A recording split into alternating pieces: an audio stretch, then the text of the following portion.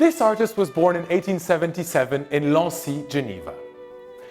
His father was a goldsmith in the watchmaking industry, and his mother very quickly realized his artistic talent, encouraging him to go to the Geneva School of Industrial Arts.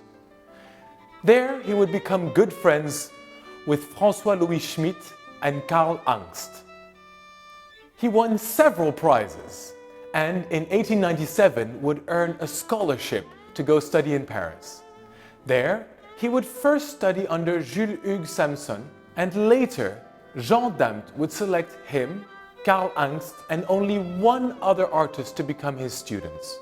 During his holidays, while visiting his parents in Geneva, he would also learn the techniques of dinanderie under Jules Dunand. In 1900, his mother visited the World Fair in Paris, where some of his works were shown. She decided to stay in Paris to support her son and his friends.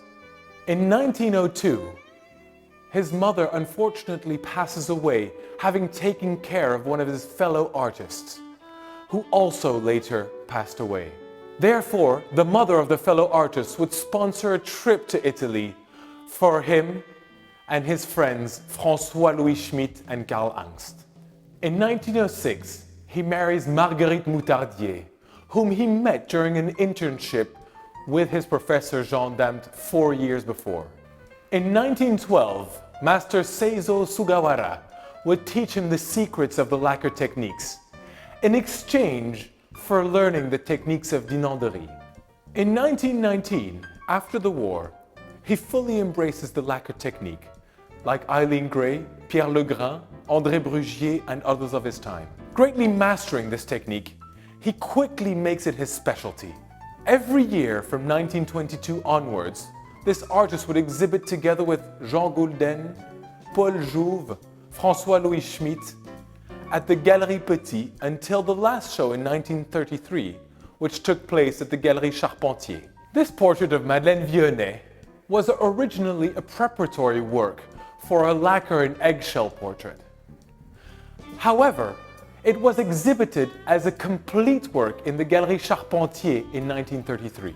After this work, the lacquer and eggshell portrait of Madeleine VIONNET would also be produced. This artist would often paint the portrait of celebrities without them knowing about it, later showing them and offering to create the portrait in lacquer and eggshell, which his atelier would then produce. He also worked with other famous designers of that time, such as Jeanne Lanvin, Elsa Schiaparelli, Wormser, Prémet, Cheruit, Louise Boulanger, Jenny Sacerdote, Paul Poiret, Jean-Charles Worth, and his iconic Madame Agnès.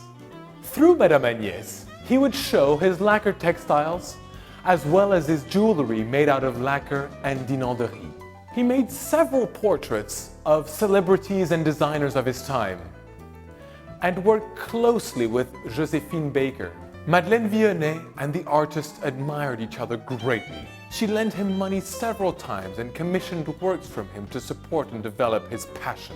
"Think no more about it as a token of the admiration which I felt for your father. I do not feel the need for this money to be repaid," are her words to the artist's son, Bernard, when he brought up his father's debt towards her. Madeleine VIONNET embraced the art of her time. She had enlightened taste, enhanced by the decors of new creative artists, bringing her to the crossroads of tradition and modernity. This artist also worked on her private house together with Jean-Michel Franck. The strength of this work reflects the personal bond between the model and the artist. This painter is Jules John Dunand, who would later change his name to Jean Dunand, a French artist of the 19th century. In 1931, critics would present him as an artist having gone from being a wonderful craftsman to being a true master of the arts, truly mastering the various materials and their different use.